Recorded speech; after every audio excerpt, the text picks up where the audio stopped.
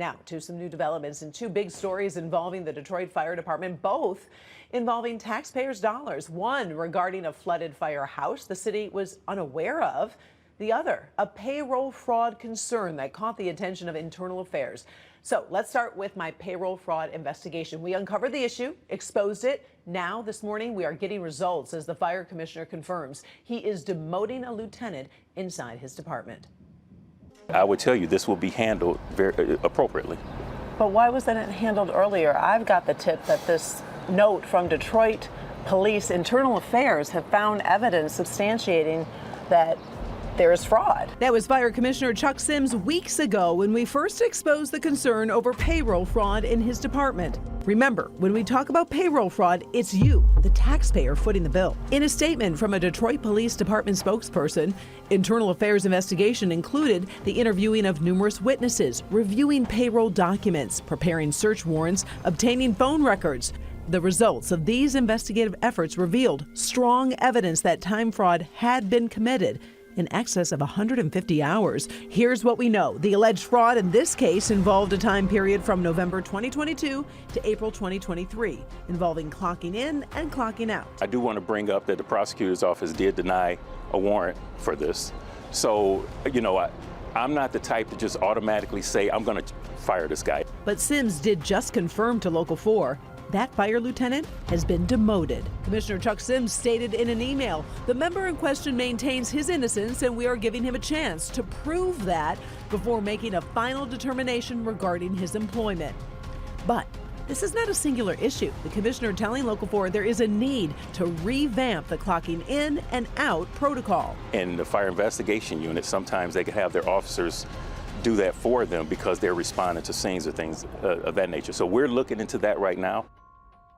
Now, we should all care about payroll fraud and clocking in and out appropriately, as it's the taxpayers who pay the salaries, right? So there's also another Detroit fire follow we have for you. It was a couple months ago. We reported on that newly renovated Fire Engine House 30 over on Mount Elliott being closed. Well, Local 4 investigators discovered an issue the city was unaware of until we notified them. Take a look at this. These are pictures from inside the building showing a flooding issue, also a green growth on the walls. This was concerning considering millions was spent on this renovation. So we wanted to follow up and got this email from Detroit's Construction and Demolition Department. First, we asked about cleanup costs. The city was unable to give us an answer, saying it was included in the wall preparation for the injectable epoxy coating system. We asked about the growth on the walls. The answer we got was there is currently no green growth visible on the walls. We asked about when the firehouse will be open. We were told estimated to be completed by mid-July. This was the scene about 2 weeks ago. Our cameras caught crews there addressing some of the issues. We asked if we could visit the site, talk to the city on camera, and find out why they were unaware of this flooding issue in the first place. Our request was denied. We're still trying to figure out who's leading this renovation project and the cost to taxpayers on the cleanup.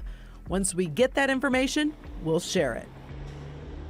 Now, back to the payroll fraud story. When I did talk to the commissioner, he said they're in the process of making some changes, and so folks will have to personally clock in, clock out. No one can do it for you. Again, the Wayne County prosecutor is not charging this fire lieutenant, but I did want to share, I did pull a report from the Michigan Commission on Law Enforcement Standards, or MCOLS. It shows weeks after I brought this issue to the fire commissioner, the chief of police got involved and permanently rescinded the lieutenant's police authority based on egregious misconduct involving his lack of accountability to the department's arson unit. So the question, what is next on this case? Well, the commissioner said he is giving this lieutenant the chance to prove his innocence. So we'll wait and see exactly what's decided there. We're also waiting to see the latest in terms of Engine 30. We were told that that firehouse was going to be prepared by mid-July. It is mid-July. We don't have an update. I'll stay on top of the story. I guarantee you that.